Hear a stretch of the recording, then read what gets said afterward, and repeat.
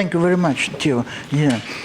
So what I will do, I'll try to explain what all these words and names mean. Although some names mean no, they don't need any explanation anyway, but still. So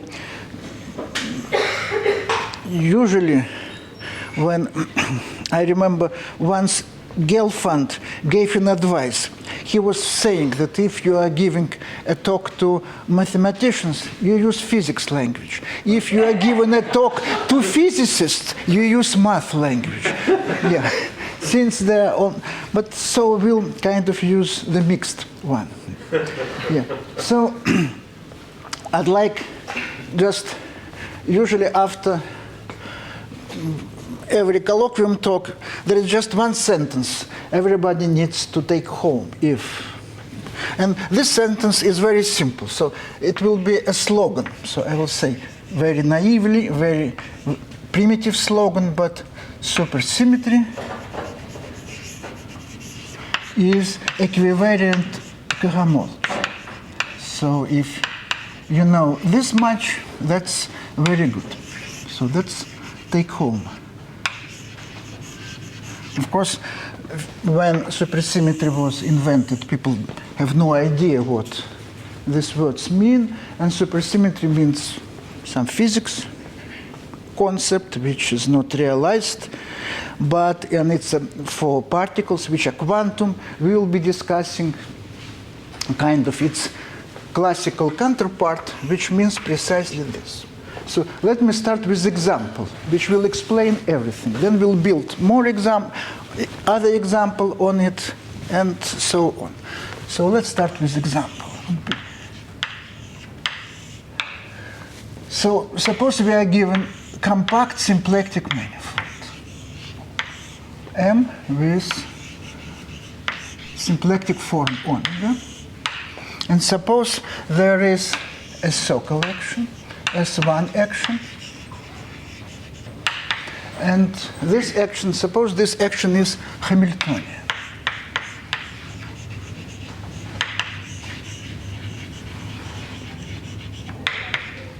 Then this means that there is a vector field generated by this action.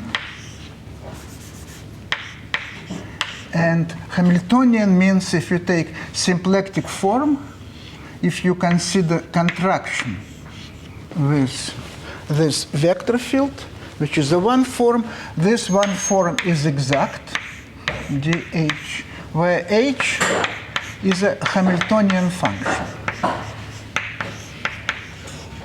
That means that we have a Hamiltonian action on a compact symplectic manifold. Then suppose also, for simplicity, that V has isolated zeros. Or in other words, this action has isolated fixed points, has isolated zeros. Then there is the following simple fact. It goes back to Duistermaat-Heckman.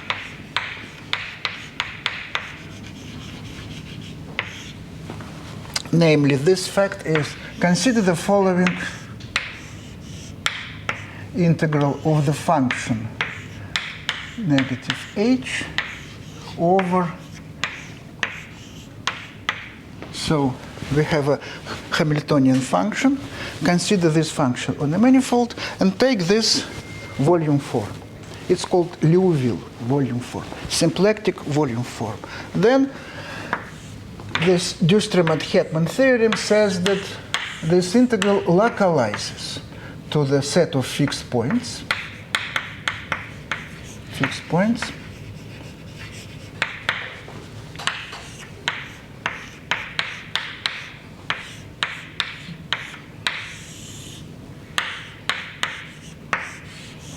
And there is this exact formula, M1 of P,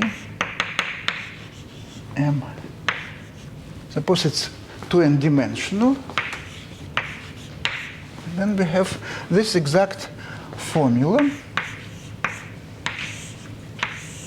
which says that this integral can be evaluated as a finite sum over fixed points. You take the value of the function, divide by corresponding power of parameter t. You can just rescale if you like.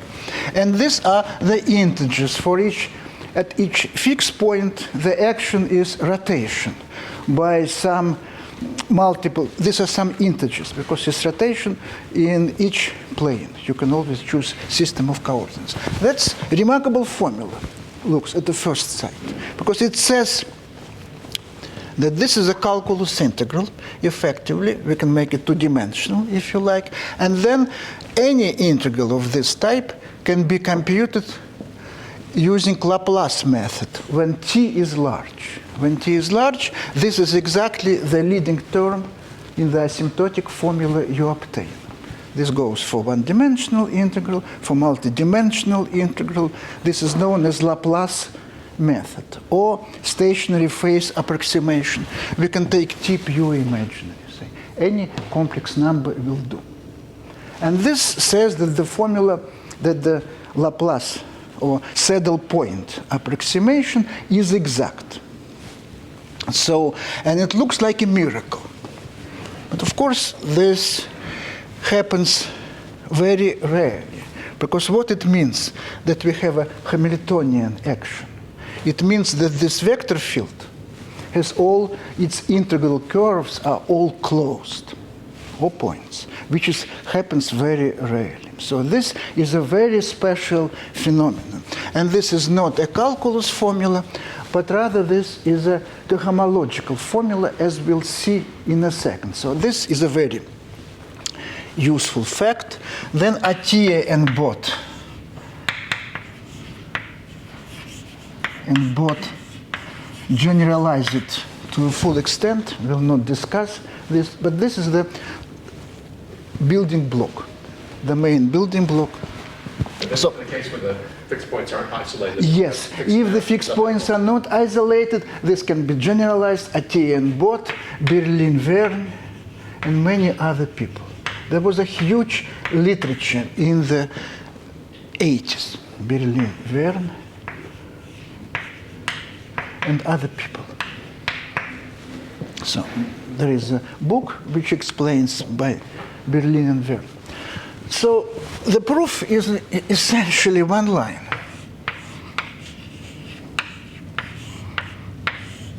You rewrite this integrand as the following differential form. Just multiply by t to the n this side, and you write it negative th plus omega. Right? That's exponent of a differential form. And then the statement is that this form, it's of mixed degree 0 and 2, is equivariantly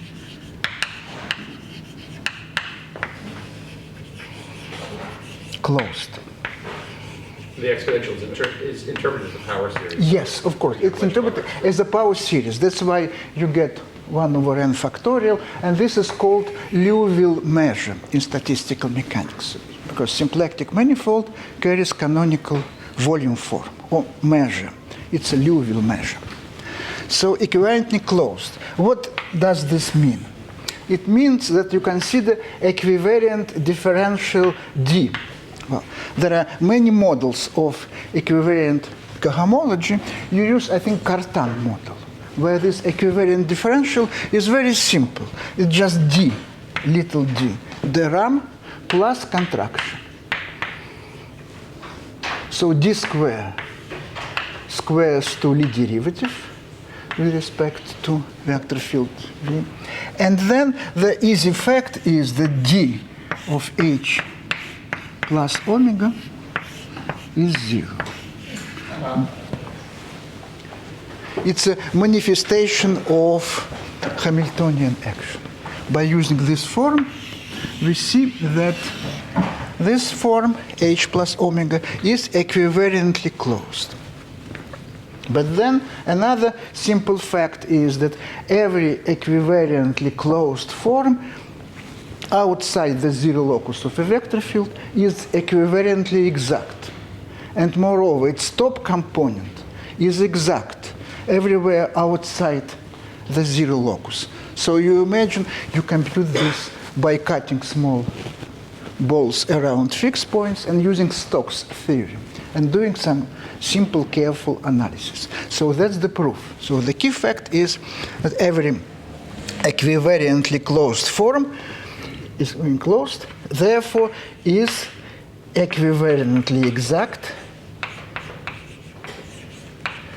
on M outside the zero locus of your vector field. If the zero locus is a collection of subvarieties, you do localizations in a slightly more complicated way. But that's all very simple. This capital D doesn't give you a complex if you're using the ordinary differential forms, but if you take the ones that are invariant. Right, if you use invariant differential forms, that's exactly the complex. And of course, this is the consequence of another very simple fact, which says, so suppose you have equivariantly closed differential form on a manifold. Then this integral, so you have one equivariantly closed form, and beta is one form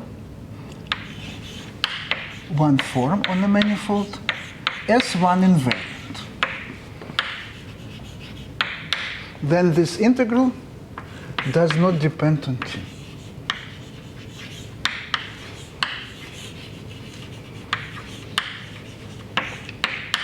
It's another very simple. How you prove it, you differentiate and use Stokes' theorem. That's very basic fact.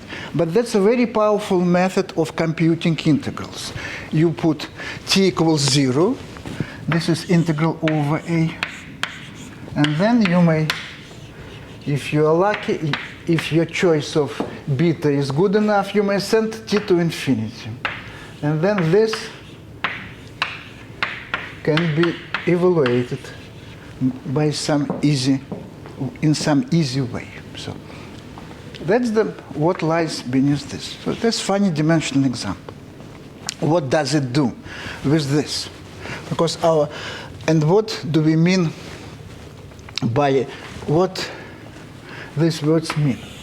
Supersymmetry is equivariant cohomology. It's very simple. If you take local coordinates on a manifold, say x mu, then d of x mu would be dx mu, right? Local differential form. If you take d of dx mu, you get component of your vector field, v mu of x. So it sends coordinates to one forms to functions. So this d mixes commuting and anti-commuting variables. That's exactly what the supersymmetry transformation is. So this explains this part. Now, there is another way how one can think, and this way will be crucial, how one can think of integrals of differential forms over manifold. The idea is very basic. You use, instead of integrating differential manifolds over a manifold, we integrate functions on a supermanifold.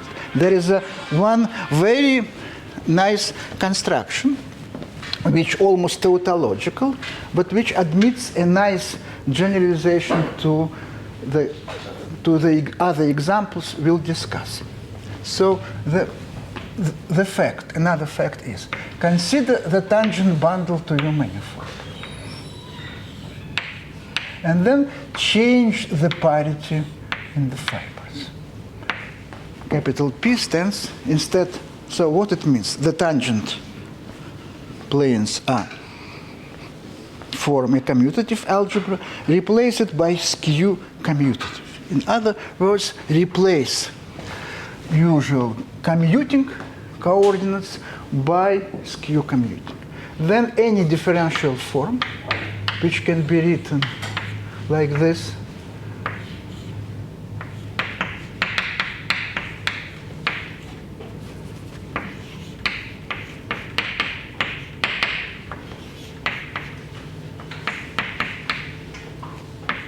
can be thought as a if you replace this by, denote this by Grassmann variables. In other words, you consider at each point you consider a Grassmann algebra, which is algebra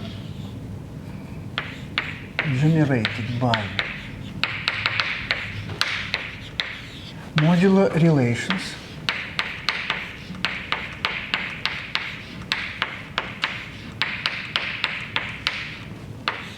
It's a Grassmann algebra, or it's a form of exterior algebra in coordinate. So replacing by this, we can assign to a differential form a function on a supermanifold. This is called supermanifold. This terminology is it's not nice, but it's kind of came after supersymmetry. But this is a completely rigorous concept. You think of a supermanifold as a ringed space, and instead of commutative rings, you use graded commutative rings. It's very basic, and this can be described as even you can talk about schemes in this way. You can talk about super schemes. So this is a then you. In your lemma, alpha is not assumed necessarily to be a top form. It has No, a top just form component. And the integral just reads off the top form. Right, exactly. These are forms, all forms here are of mixed degree, like this one. So that's kind of an example. And so then what we think? We think of a differential form as a function on tangent bundle with reverse parity in the fibers. Theta these are local coordinates on the manifold. These are local coordinates in the fibers with reverse parity. And then in order to rewrite this integral and as an integral of a function on a supermanifold, we use a key observation that this supermanifold has a canonical volume form, which is used. Canonical volume form would be, this means ordinary differential. Here you use what is called Berezin integral, or integral over Grassmann variables. That's a key concept. There is a notion of integration. Let's put over Grassmann variables. One as Grassmann variables. What does this mean? The rules are very simple. Basically, you write every element here. You write as a linear combination of homogeneous components, then the Grassmann integral picks up coefficient at the top component. That's all. Formally, you write it like this. Integral of d theta is 0. Integral theta d theta is 1. And you can write integral theta 1. Well, I'm writing this. Theta n in this particular order.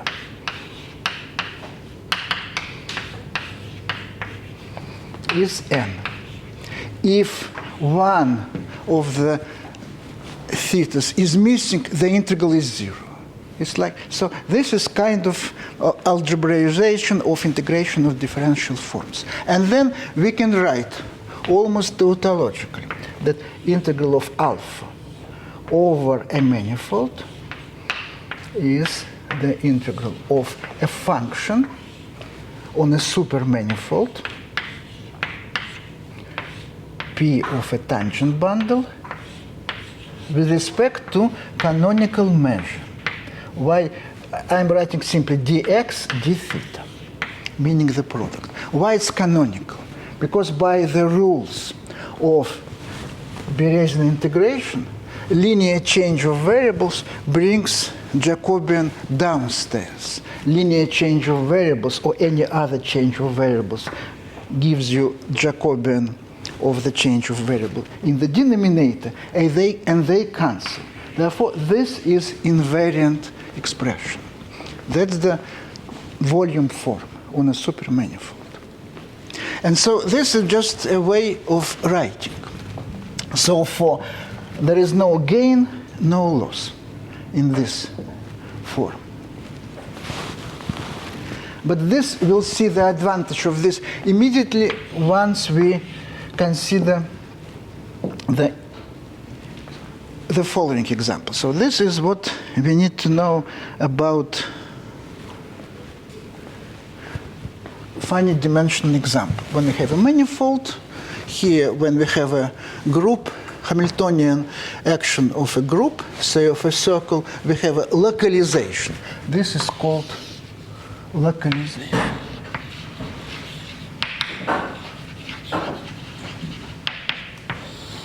And this is another way of expressing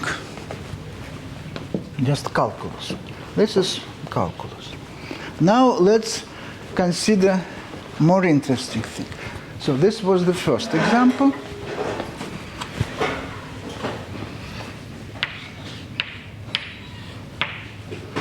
Now let's consider the second example. I will delete this lemma. Second example, we replace the manifold by the free loop space.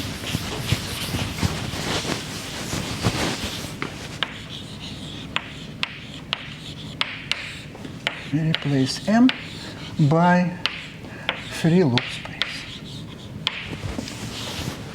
It's infinite dimensional, and so we don't know what it means. You can develop. If I recall correctly, even in the finite dimensional case, if you're trying to do a Berzinian integral where the body, the even manifold is not compact, you have to worry about boundary terms. Yes, sure, right, absolutely. But here, for simplicity, all manifolds are compact. Yes, so the base manifold. Right. So, but who cares? Yeah. So you have this free loop space with a natural circle action. There is a natural. Right, natural S1 action. How we define it, other smooth loops or more complicated, you can define, if you like, if M is Riemannian, you can define a Wiener measure on a loop space, becomes very complicated, or you can do stochastic calculus. All this we ignore. We just formally think of this, and then what we consider, we'll consider tangent bundle to a loop space. Let me put in parentheses, with reversed parity. This would be our main object. Tangent bundle with reverse parity. Now it's a loop space, therefore ordinary tangent bundle to a loop is the elements are vector fields along the loop. So you consider vector fields and you replace them by Grassmann. At each instance of time, you replace them by Grassmann variables. And this can be actually rigorously defined. There is some literature on this. John Lott and other people were discussing this. Jean-Michel Bismuth, many people were working this rigorously. For us, it's not that interesting. We will try to see how this. We'll try to see how the supersymmetry appears and why the supersymmetry is very powerful in this regard. So here it's very basic. Now we consider the following example. So remember these formulas for the super. Now we will consider supersymmetry transformation here as you have any x of t, x mu is psi mu of t, and delta psi mu of t is negative, well, negative is not important, but let's put it negative, x dot mu of t. Dot stands for the time derivative. So that's the component of a corresponding vector field. That's the supersymmetry transformation. One can say that you can also realize this equivariant action of capital D or the delta as certain, you can introduce certain graded Poisson algebra structure on the whole ring of differential forms. So there should be a supersymmetry or invariant cohomology generator. So you can think of this as a bracket of some q with x mu. And here also it's a bracket of some q with psi mu. This Poisson bracket is graded, and of course it applies to commuting and anti-commuting. Same can be done here. So that's the supersymmetry. Now, why it's useful? Because we would like to consider the following situation. So, how this is related to the first Atiyah-Singer. So, consider the index of a Dirac operator. Consider a spin bar, the Hilbert space. Consider Z2 graded Hilbert space. This Z2 graded. You think of this as some L2, some bosonic Hilbert space, tensor product with some Clifford module, some fermion Hilbert space. The Clifford module is naturally Z2 grading. These two grading splits on the whole Hilbert space. And then in this Hilbert space, all operators can be thought as block 2 by 2 operators. So A11,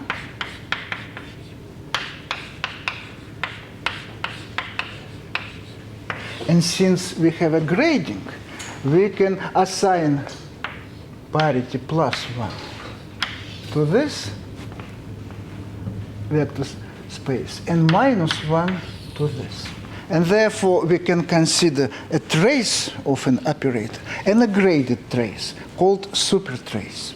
And we'll see that the two are very useful. First, let's discuss the supertrace. So let's delete this. These are trivialities, in fact. Let's consider what is if our operator A is this. And of course, if it's well defined, if these operators on a diagonal are of trace class, of course, then you can define supertrace A. It's the difference of traces.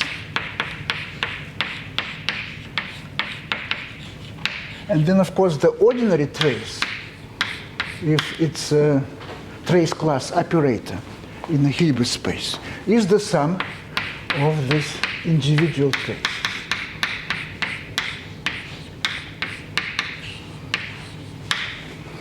And the supersymmetry naturally appears when, say, consider, of course, M is a spin manifold. So this loop space is orientable. Therefore, and then we think of M with some Riemannian metric. And then we consider the Dirac operator associated with this Riemannian metric. Is M supposed to be a closed manifold? All manifolds are compact. Yeah, compact means closed. Yeah, we're discussing only this. Then we'll illustrate all this first for Atiyah-Singer on spin. Then we'll do circle. M will be circle. But even circle will be interesting. For index theory, circle is trivial and doing circle will pass from Atiyah-Singer to Jacobi-Poisson. We'll get Poisson summation formula by using supersymmetry. and then we'll consider other examples I will mention, but I'm trying to make it as simple as possible. So take this spin manifold with Riemannian metric. There is a Dirac operator. It has take its component d plus, say, and then we want to then we can do the following. We can define operator Q, which is, I don't remember what are the signs, but this is of no importance. This is adjoint. Adjoint. So d plus maps h plus to h minus. Its adjoint maps h minus to h plus. Q squared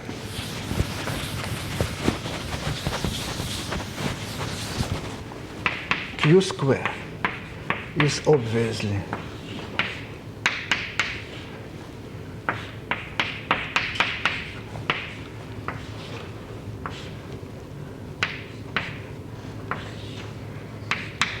in this order, and then we denote Q squared as a supersymmetric Hamiltonian operator. These are just words. It's just Q squared, and then we, like in Atiyah-Singer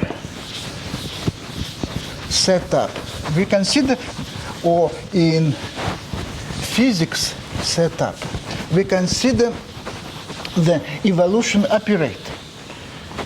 In our case, the heat kernel. We consider evolution operator in Euclidean time. So instead of solving Schrödinger equation, we solve the heat equation.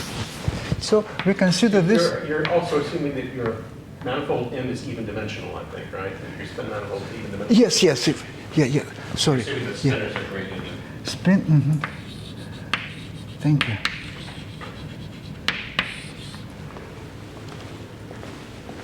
Then we consider this operator.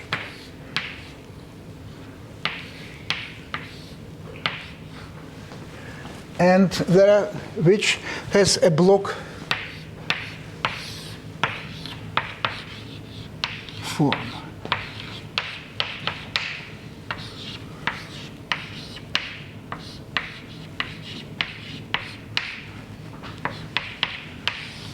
Here it's adjoint times original operator. Here the order is reversed. And then the easy thing, which is what is called McKean-Singer formula, is that the supertrace of this evolution operator is precisely the index of a Dirac operator. Is beta just a real parameter here? Or? Beta is a real parameter, positive. And this is Euclidean time, or in statistical mechanics, beta is inverse temperature, it's proportional to inverse. So beta is a very important parameter. This is the index, and doesn't depend on beta. So we don't really care what beta is. And then this is analytic index. Analytic index. So the supertrace gives us analytic index. That's always the case. Now we want to get a different expression for it. Here we observe that quantum H, quantum Hamiltonian, so to say, is supersymmetric because it is kind of a square of capital Q, which is a generator of a supersymmetry. We don't work it out, but this is clear. Then, once this is true, we can write that analytic. What about topological index?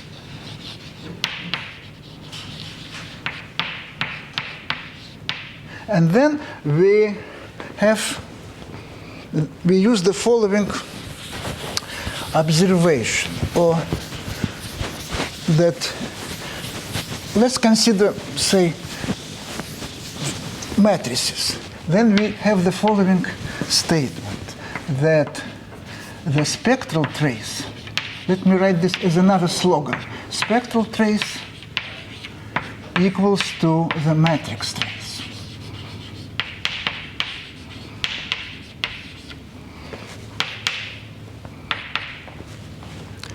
say for matrices. What this means? Spectral trace is the sum of the eigenvalues of any matrix or operator. Matrix trace is a trace in linear algebra, sum of diagonal elements. Therefore, this is the for traces. Same holds for supertraces, interpreted properly. Now, what is a matrix supertrace?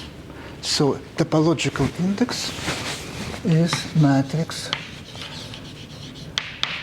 supertrace. And what is a supertrace of evolution operator? It's a path integral. It's a Feynman path integral. All the steps are like dogma. In physics, you follow them and they make sense. Even this equals to the path integral. Path integral. Over exactly the tangent bundle of the loop space with the reverse parity. And now, then the key observation by Edward Witten, which was explained later by Atiyah, is that this path integral can be computed by analog of Duistermaat-Heckman, formula for infinite dimensions. Exactly word by word, in fact, word by word. And then this computation involves localization, where localization is on a constant loops, and you get topological formula for the index using a hat genus. This precise computation, I think, was written by Alvarez Gomez, but this was Witten's idea, that you simply generalize Atiyah-Bot Duistermaat-Heckman to the loop space, and you get Atiyah-Singer as a simple computation. So that's and you do what is called, why you call it a path integral? Because it's an integral over this infinite dimensional space. Actually, one can even, Bismuth defines this in some way. And so that's the classic part of the story. This can be generalized very far. We started with index. You can consider Dirac operator on a loop space and do similar things. So this is one part of a story. So we explained this. In a sense, I didn't explain this, although it's written in the references, because I realize once I start writing this down, we cannot finish. Yeah. So I just say words. If you like, I can write a nice formula for this, which makes perfect sense, but one needs to explain what it means. So let's write it just for fun. So path integral, this is integral. Let's use this symbol. You integrate over this space. Then you take e to the negative s. Then I write this as follows. Just let's write it explicitly. Basically, you put some Riemannian metric here. Then you consider action functional in Riemannian geometry. X dot square, length squared, plus you take inner product. You have Fermi degrees of freedom, Grassmann variables psi, times covariant derivative x dot. This is Levi-Civita connection, psi dt over dx d psi. This is some, so to say, integration measure in the infinite dimensional space. And this is precisely like h, this is like omega. That's exact. If you do it carefully, you will see that it localizes on a constant loops x dot equals to 0. Why this is so? Because this is supersymmetric. This, you denote this by a single symbol, S, of x and psi. This is called classical, this is action functional, functional of a field, x and psi. X is a loop, psi is a vector field along that loop. And this is supersymmetric. The key is the following observation, that delta SE is 0, where delta, little delta, is defined here. So this is the case where you don't have isolated fixed points anymore. Right, you don't have isolated, right, but they form a very small So you have to subvariety. what the formula would have been. Right, the formula should be modified, yeah, but that's kind of... But you claim you get the integral of the Yes, this was done in many places, but first Alvarez Gomez kind of wrote it down long ago. Okay, so that's the super trace. Now what about trace?